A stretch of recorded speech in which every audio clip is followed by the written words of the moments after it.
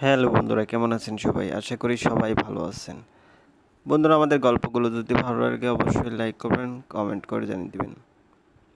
আর আপনি যদি এই চ্যানেলে নতুন দর্শক হয়ে থাকেন অবশ্যই সাবস্ক্রাইব করে পাশে থাকা বেল আইকনটি প্রেস করে রাখুন, যাতে নতুন নতুন ভিডিও আপলোড করার সাথে সাথে আপনার নোটিফিকেশনে চলে যায়। আজকের গল্প মুক্ত পিঞ্জরার পাখি পর্ব 14। রাইটার ইপসিতা শিকদার সামিয়া।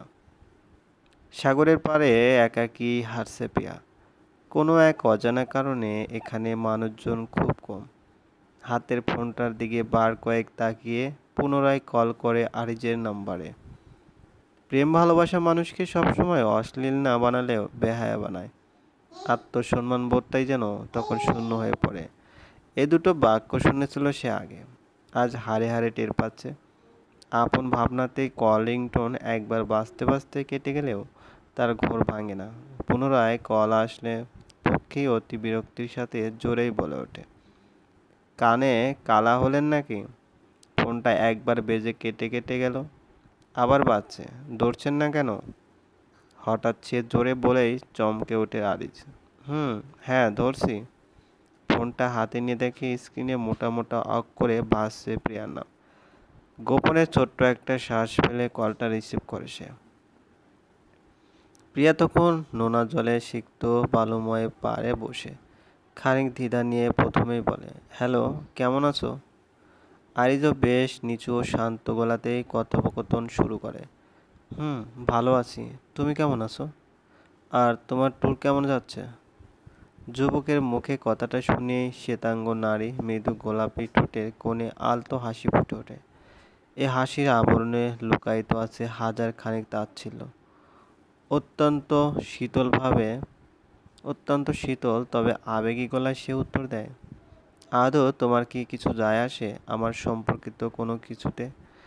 দুটো দিন পর মনে হলো এই মেয়েটা কেমন আছে তা আমার মনে করিয়ে দেওয়ার পর কতটা অগ্রাহ্য হয়ে উঠেছি আমি তোমার কাছে, বুঝতে পারছো? হারিস কি উত্তর দেবে ভেবে পাচ্ছে না, তাই সে নীরবতায় পালন করে। প্রিয়া ঠোঁট কামড়ে নীরবে নিজের চোখ জোড়া থেকে অতি বেদনার নোনা জল বিসর্জন দিচ্ছে। ফোঁটা ফোঁটা অশ্রু নামক নোনা জল মিশে যাচ্ছে অসীম নোনা জলে। অপরদিকে পক্ষী কিছুটা হলেও অনুমান করতে পারে কলটা কেন কোনো ব্যক্তিটির। মৃদু অস্বস্তি ও অনেকটা খারাপ লাগা নিষ্পিষ্ট হতে শুরু করে তার ক্ষুদ্র দেহময়। হৃদয়ে অদ্ভুত এক পূরণ অনুভব করে সে। এই জ্বলন সহ্য করার মতো নয়। খুব দ্রুতই হেঁটে শয্যাঘর ত্যাগ থেকে বের হয়ে যায় সে। বেশ কয়েক মুহূর্তের জন্য নিস্তব্ধতা বিরাজমান থাকে প্রিয়া ও আরিজের মাঝে। এই নিস্তব্ধতা কাটিয়ে ওঠে প্রিয়ার বচনে।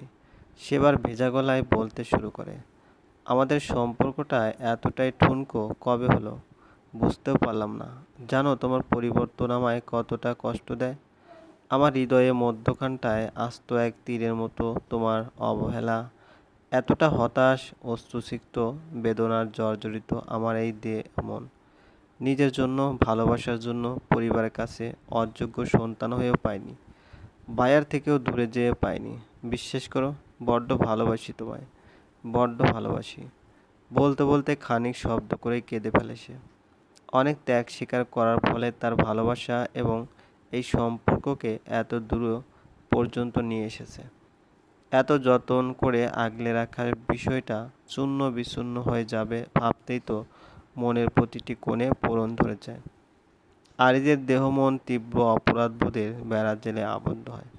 পক্ষীর প্রতি কাজ করা অনুভূতিগুলো যেন এখন বিষধর সাপ লাগছে যুবকের নিকট। মনে হচ্ছে কোনো এক গোলকধাঁধায় পড়েছে সে, যার থেকে বের হওয়ার ধোয়ার খুঁজে পাচ্ছে না। খোঁজার আগ্রহ তার বিন্দুমাত্র নেই, কারণ বর্তমানের পরিস্থিতি তার নিজেকে বড্ড উন্মাদ ছাড়া কিছুই মনে হচ্ছে না। প্রিয়া কান্না থামাতে এবং পরিস্থিতি এড়াতে সে আমতা আমতা করে বলে ওঠে, কেঁদো না প্লিজ, আমার শুধুমাত্র অ্যাক্সিডেন্ট হয়েছিল। যেদিন তুমি শিক্ষা সফরের কথা জানিয়েছিলে আমি আসলে চাইনি তোমার ট্যুরটার মজা নষ্ট করতে, চাইনি কোনো দুশ্চিন্তাও দিতে চাইনি তোমায়, তাই বিষয়টা বলিনি আর কি। প্রিয়ার মনের পূরণ বেদনা এবার যেন প্রশমিত হয়, শীতলতা বয়ে যায় তার সারা হৃদয় জুড়ে। একই সাথে প্রিয়জন দূরে না যায়নি বলে সূক্ষ্ম অনুভূতি এবং তার কষ্ট যেন বিষণ্ণতা দুটোই অনুভব করে সে। তবে কোথাও না কোথাও এক একটা কিন্তু রয়ে গেছে। তবুও তা অগ্রাহ্য করে ফেলে সে, কারণ বিষয়টির সামনাসামনি হওয়াতে যে বড্ড ভয় তার।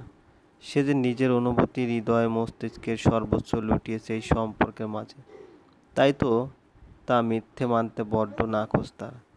অতঃপর অত্যন্ত প্রিয়জনের খবর জানতে উদ্বিগ্ন গলায় প্রশ্ন করতে শুরু করে সে। তুমি ঠিক আছো এখন? কি অবস্থা? কোথায় লেগেছে? ওষুধ ঠিকমতো খাচ্ছ তো?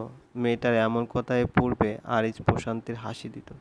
ভাবতো প্রেমিকা কত ভালোই না বাসে তাকে, কিন্তু আজ তার মাঝে সেই অনুভূতি মৃত। বরং বেশ অস্বস্তিদায়ক যেন এই পরিস্থিতি তার নিকট। সে শান্ত গলাতেই উত্তর দেয়, তুমি প্যারা নিও না, আমি ঠিক আছি। এখানে সবাই আছে আমাকে দেখার জন্য। তুমি নির্দ্বিধায় নিজের ভ্রমণ উপভোগ করো। আর সরি এভাবে তোমার সাথে। পরিস্থিতির অস্বাভাবিকতা কাটাতে সে প্রিয়াকে থামিয়ে বলে ওঠে, না ঠিক আছে। পরিস্থিতির অস্বাভাবিকতা কাটাতে সে প্রিয়াকে থামিয়ে বলে ওঠে, না ঠিক আছে, বাদ দাও এসব। বলো তোমার ট্যুর কেমন কাটছে? এভাবে নানা ধারার কথাবার্তায় চলতে থাকে তাদের প্রায় কয়েক মিনিট। ফোন কাটার পর আরিস এক দীর্ঘশ্বাস ফেলে গা এলিয়ে দেয় নরম বিছানায়। এই নরম বিছানায়ও আজ আরাম পাচ্ছে না সে। তার সম্পূর্ণটা জুড়ে যাচ্ছে বিষণ্ণতায়। তবুও সব ভাবনা পিছনে ফেলে স্বাভাবিক হয়। একগুচ্ছ সূর্যালোকের প্রবেশে ঘুম ভাঙে আরিজের। ফজরের নামাজের পক্ষী সেই ধমক দিয়ে শুইয়ে দিয়ে গিয়েছিল, তারপর ঘুম ভাঙল এখন। বলা বাহুল্য 1 সপ্তাহের বেশি কেটে গিয়েছে সেদিনের পর। আরিজ এখন মোটামুটি একা হাঁটতে পারলেও সম্পূর্ণ স্বাভাবিকভাবে হাঁটতে সক্ষম নয়। ফজরের নামাজটা আজকাল সবার জোর জবরদস্তিতে, বিশেষ করে পক্ষীর আদেশেই ঘরেই পড়তে হয় তার। মেয়েটার জন্য তার রোজকার জীবনযাপনের তালিকায় যোজন বিয়োজন, মোট কথায় পরিবর্তিত হয়েছে অনেক কিছু।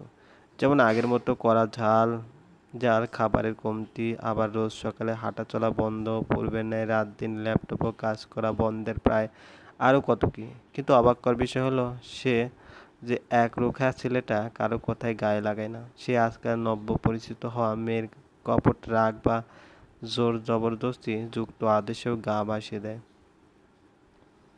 পক্ষী খাবারের ট্রলি নিয়ে ঘরে ঢুকতে দেখে জনাব ঘুম থেকে জেগে আরাম আর মোড়া ভাঙছে।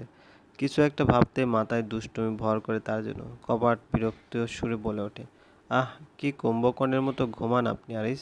অবশ্য আপনাকে কুম্ভকর্ণকে আপনার সাথে তুলনা করা তারও অপমান। শ্যামাঙ্গিনীর কথায় চোখ জোড়া ছানা বড়া হয়ে ওঠে তার। ততক্ষণে পক্ষী বিছানার পাশে এসে দাঁড়িয়েছে। যুবকের মুখভঙ্গি দেখে ললাটে কিঞ্চিৎ ভাঁজ পড়ে তার। সন্ধিহান গলায় জিজ্ঞেস করে, তোমার কি ঘুমের ঘোর এখনো ভাঙেনি বলে আমায় চিনতে পারছো না? মানে কি স্বভাব রে বাবা, পুরোই এলিয়েন। আরিজ নামক বইটির অনেকাংশের পক্ষীর পড়া হয়েছে, যার কারণের যুবকের অনেক বিষয় সম্পর্কে জ্ঞাত সে। শ্যামাঙ্গিনীর প্রথম মুক্তিতে তো ভরকে গিয়েছিল আরিস, এবার জন্য আরও ভরকে গেল। নাক ফুলিয়ে বলল, তাই না? আমি এলিয়ান, কুম্ভকর্ণ? তাহলে দেখো এই আরিস জামান কি করে। বলেই নারীটির হাত টেনে ধরে বিছানায় ফেলে নরম বালিশের সাহায্য প্রাণঘাতক নয় হৃদয়ঘাতক আঘাত করতে শুরু করে। নারীও কি কম যায়? সেও প্রতিক্রিয়া স্বরূপ আরেকটি বালিশ নিয়ে মারতে শুরু করে। এক পর্যায়ে বড়সড় খাটের উপর দুজনে লাফালাফির এক পর্যায়ে পক্ষীকে ধরতে যেয়ে পায়ের ব্যথায় আলতো আর্তনাদ করে বসে। ধপ করে পড়ে আরিস। তা দেখে পক্ষীর হাসি আর আটকে। সে খিলখিল করে হাসতে শুরু করে। এই হাসিতে যেন মুক্ত ঝরছে অবিরাম। যুবক সব বাদ দিয়ে শ্যামাঙ্গিনীর এই হাসি দেখছে মনোমুগ্ধ হয়ে। মেয়েটাকে প্রথম সাক্ষাতে মনেই হয়নি তার ভিতরে এতটা বাচ্চামি, রাগ, অভিমান, দুষ্টুমি, বাচালতা লুকিয়ে আছে। এতটা স্নিগ্ধ ও মায়াময় এই নারীটি কি এসব কিছু আগলে রেখেছিল শুধুমাত্র এই প্রান্তে কাছে প্রকাশ্যে? হয়তো হ্যাঁ, নয়তো না। তবে শুধু চায় না এই মায়ামতো নারীর আড়াল করে রাখা রূপ এথায় ছাড়া অন্য কোথাও প্রকাশ হোক। এই যে জনাব, 10টা বাজে, খেয়াল আছে? খাবার খেতে হবে, যান ফ্রেশ হয়ে আসেন। আর এর সব অহেতুক কিংবা অপ্রয়োজনীয় ভাবনার ঘোর ভাঙে পক্ষীর কথাতে। সে সায় জানিয়ে ধীর পায়ে বাথরুমের দিকে যায়। পক্ষীও